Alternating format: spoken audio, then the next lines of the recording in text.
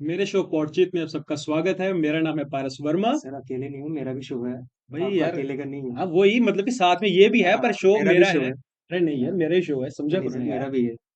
आपका शो बहुत गजब का है। लड़ाई नहीं करना, चिंता नहीं करनी। आओ बैठे रहे।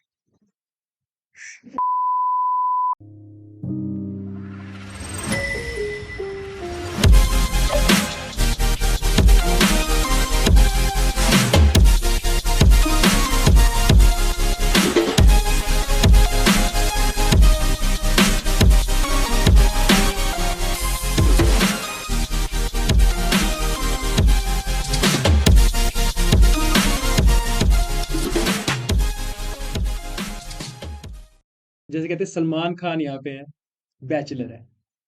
हम जम्मू वाले पूछना चाहते हैं, रविंदर रैना बैचलर क्यों है? इसके पीछे क्या राज है? एक जो है आप पे काफी मीम्स बनते हैं। आपके जैसे काफी वो फेमस डायलॉग आपका वो बड़ा चलता है, तुझसे तुझसे चिंता चिंता नहीं नहीं करनी। करनी। तो मैं देखता हूँ, अच्छा। बहुत खुश होता। बड़ा फेमस हुआ था, आऊं बैठे था, चिंता नहीं करनी। अच्छा। किसी ने आपको फेस टू फेस ये चीज बहुत बोली बार, है? अच्छा। बहुत पॉपुलर हो गया। तो कहते हैं साधु को क्या लगे स्वाद से। एक बार कॉलेज में खेल रहे थे, मैंने चार पांच अपने साथी कुलीग्स आउट कर दिए, तो विवाद हो गया। कॉलेज की लाइफ का अपना मजा होता। किराए के एक मकान में रहते थे, अच्छा। तीन चार दोस्त हम्म। इकट्ठे रहते थे। मेरे दोस्त खाना पकाने में बड़े माहिर थे, तो मैंने उनसे खाना पकाना सीखा। नहीं, बड़ा शौक होता था सेना की गाड़ी में बैठना। गाड़ी में बैठ। उस समय सेना की गाड़ी होती थी, उसका नाम था शक्तिमान। अच्छा। उसमें बैठते थे। नौसेना में, नेवी में भर्ती, इसलिए मैं बहुत ज्यादा देर रहा नहीं। ये रिश्ते में तो हम तुम्हारे बाप बाप रे, लगते हैं। क्या ये किसी की तरफ इशारा तो नहीं नहीं, समझ सकते? जी, तो क्या हाल चाल है आप सबके? पॉडचेत के पहले एपिसोड में आप सबका स्वागत है। मेरा नाम है पारस वर्मा। और मैं हूँ आयुष कोल। आज हमारे साथ जम्मू एंड कश्मीर के बीजेपी प्रेसिडेंट श्री रविंदर रैना जी मौजूद है। सर, सबसे पहले तो थैंक यू कि आपने हमारा इनविटेशन एक्सेप्ट किया, हमारे पहले एपिसोड में आप आने के लिए राजी हुए। बहुत बहुत धन्यवाद, आपने मुझे याद किया। सर, सबसे पहले मैं ये पूछना चाहूंगा कि सबको जो है आपकी पॉलिटिकल लाइफ पता है, मगर आपने कैसे यहाँ पे आना सोचा कि पॉलिटिक्स में जाना है मुझे, मैं पॉलिटिक्स ज्वाइन करना चाहता हूँ, या कुछ ऐसा कुछ था, या अनजाने में आप पॉलिटिकल लाइन में घुस गए? मैं बचपन से ही संघ में स्वयंसेवक के नाते से एक्टिव था। जी। जी जी। अपने गांव में हमेशा देशभक्ति के कोई भी कार्यक्रम होते थे, वहां भाग लेता था। बचपन से ही 15 अगस्त और 26 जनवरी के जो कार्यक्रम होते थे स्कूलों में, मैं उसमें बढ़ चढ़कर भाग लेता था। अच्छा। हम्म। जी जी। संघ में प्रचारक के नाते से मैंने 12 वर्ष कार्य किया। एक बार मैं अटल बिहारी वाजपेयी साहब से अच्छा। जी जी जी। 2004 में जी। उनके घर, और लगभग 2 घंटे अटल बिहारी वाजपेयी साहब यहाँ रहते थे, उनके घर में हम हम्म। रहे। अटल जी ने उस बातचीत के दौरान मुझे ये कहा था कि आपको राजनीति में काम करना चाहिए। बिल्कुल, कहते हैं रेस्ट इज हिस्ट्री। और बहुत बढ़िया, हम कैसा भी कह सकते हैं, बहुत बढ़िया कार्य कर रहे हैं अभी। आप जब नरेंद्र मोदी जी से मिले थे, जैसे अभी हम आपके साथ बैठे हैं, हमें तो हमें बहुत क्वेश्चन बोल गए थे क्या क्वेश्चन कैसे बोल के बात होगी, झिझक सी थी, कैसे कहते क्या हैं कि करना नहीं, है। हमने पहले आपको टीवी पे देखे, इतने शोज में देखा रोज है। में आप बैठे हो, साथ में बैठे हो, तो जब आप पहली बार नरेंद्र मोदी जी से मिले, तो कैसा वो इंटरेक्शन रहा, क्या नर्वसनेस थी कुछ? पहली मर्तबा में श्रीमान नरेंद्र मोदी साहब से मुलाकात मेरी हुई हम्म।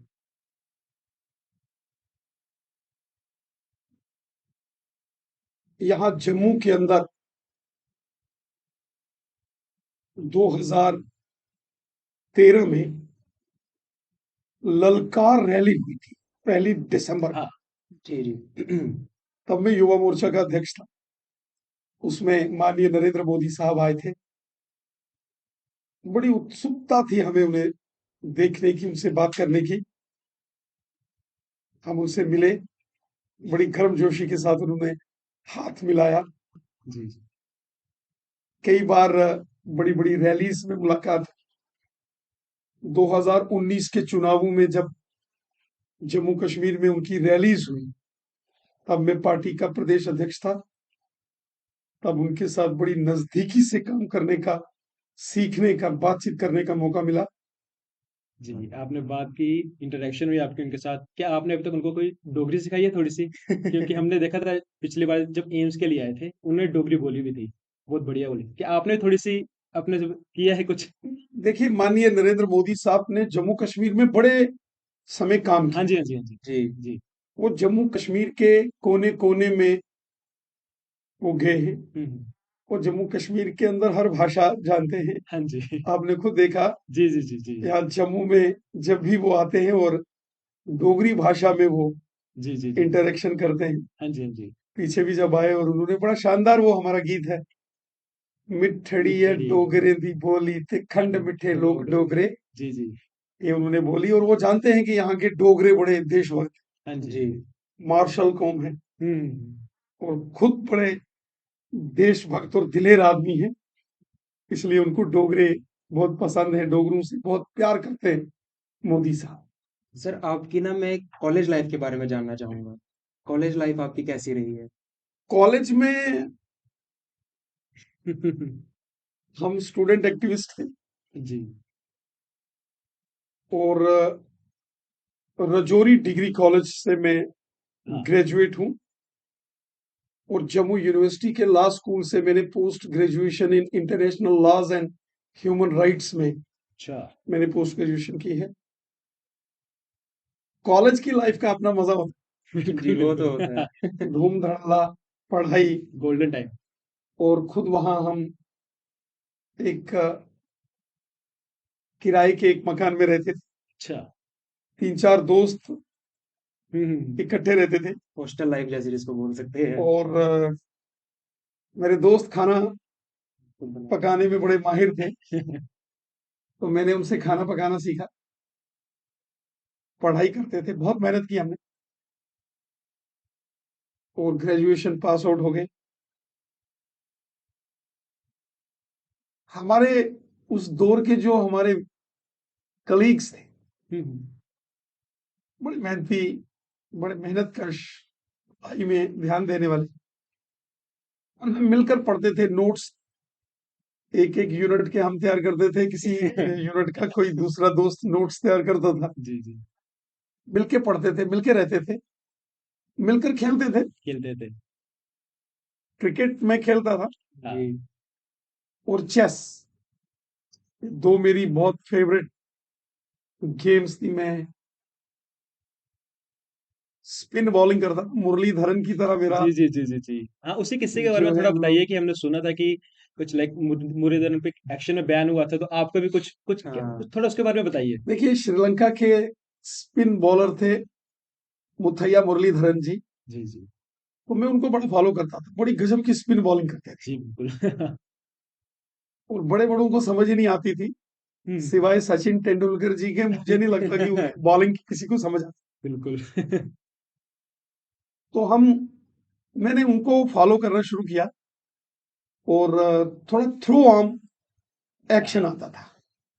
एक बार कॉलेज में खेल रहे थे, मैंने 4-5 अपने साथी कुलीग्स आउट कर दिए,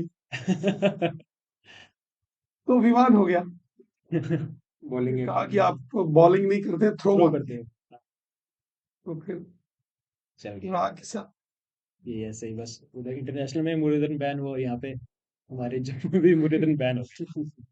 चलिए, बाकी हमने आपको बड़ी बार देखा है, पॉलिटिक्स में तो है ही है, साथ में आर्मी वालों के साथ का बड़ा कुछ कहते हैं, भाईचारा कनेक्शन रहता है, आपका कनेक्शन बहुत अच्छा है, क्योंकि आपको मोस्टली हमने देखा आर्मी वालों के साथ ही होते हैं।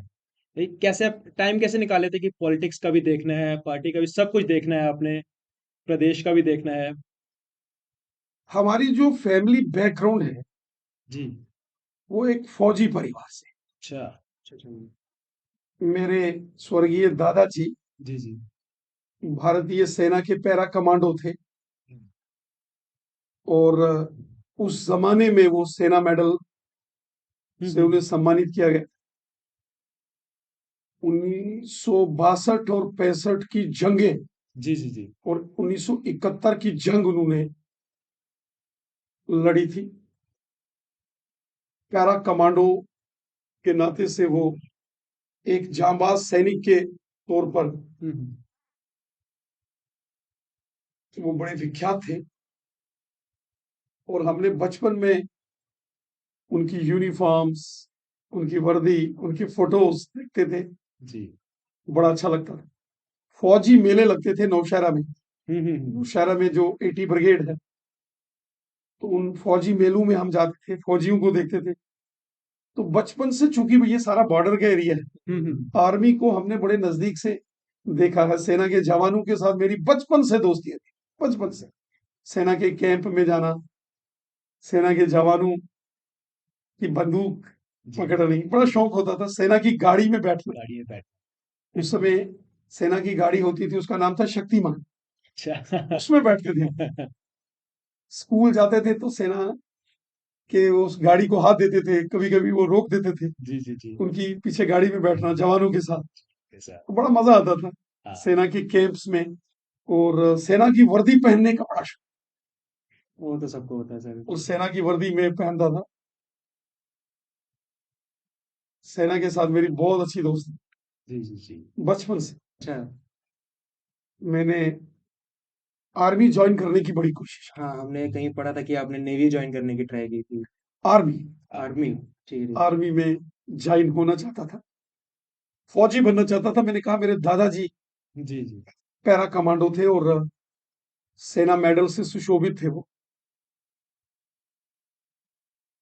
लेकिन मैं नौसेना में, नेवी में भर्ती, अच्छा, जाना आर्मी में चाहते थे, नौसेना में भर्ती। इसलिए मैं बहुत ज्यादा देर रहा नहीं, थोड़ी देर रहा, फिर मैंने छोड़ दी और मैं संघ में प्रचारक के नाते से मैंने काम करना शुरू किया। और उस दौर में रजौरी पुंछ में मैंने काम किया। एक जो है आप पे काफी मीम्स बनते हैं आपके, जैसे काफी वो फेमस डायलॉग आपका वो बड़ा चलता है, तुझसे चिंता नहीं करनी। तो वो जो आप पे मीम्स बनते हैं, आपका उस चीज पे क्या रिएक्ट होता है? मतलब आपको मजा आता है या कैसा रहता है? देखिए, जब आप पब्लिक लाइफ में हैं जी। और आपकी जिंदगी को लेकर अगर कोई मीम्स बनाता है या कोई हंसिया व्यंग, जी जी जी। कोई इस प्रकार के, कोई रील्स, कोई वीडियोस बनाता है, हम्म। तो मैं देखता हूँ, अच्छा। बहुत खुश होता हूँ। किसी ने आपको सेंड किया है ऐसे मीम्स? बहुत ज्यादा, अच्छा। बहुत ज्यादा। कुछ लोग मुझे मिलते हैं जी जी जी। जो मीम्स बनाते हैं, छोटे छोटे वीडियो क्लिप्स हमारे ऊपर बनाते हैं। बड़ा फेमस हुआ था, आऊं बैठा था चिंता नहीं करनी, अच्छा। किसी ने आपको फेस टू फेस ये चीज बहुत बोली? बार, अच्छा। बहुत पॉपुलर हो गया।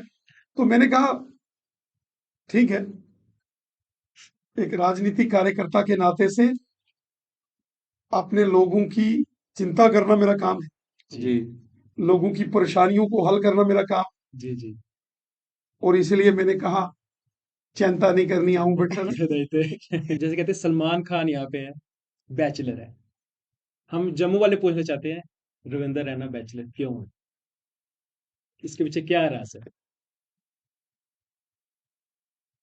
अगर बताना चाहे तो? अभी बोलो, अगर बताना चाहे तो।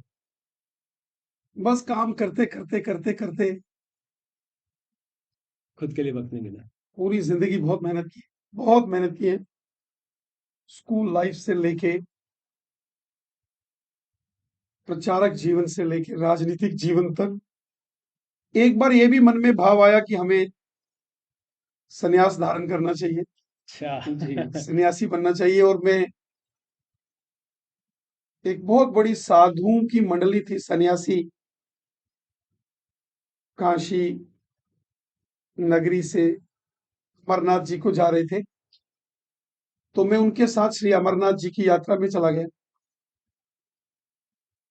और मेरा पूरा मन था कि मैं संन्यास धारण करूं और सन्यासी बन जाऊं, दूर किसी हिमालय के किसी क्षेत्र में जाकर साधना तपस्या करूं, पूजा पाठ करूं। क्योंकि ध्यान लगाना, पूजा करने में बहुत हमें जी जी जी। प्रभु का, भगवान का स्मरण करने से बहुत आनंद प्राप्त होता था, जी जी जी। आज भी बहुत होता है। तो हमारे मन में आया कि हमें साधु सन्यासी बनना चाहिए, और मैं साधुओं के साथ श्री अमरनाथ जी की गुफा की ओर चला। अच्छा। अच्छा। तो बाद में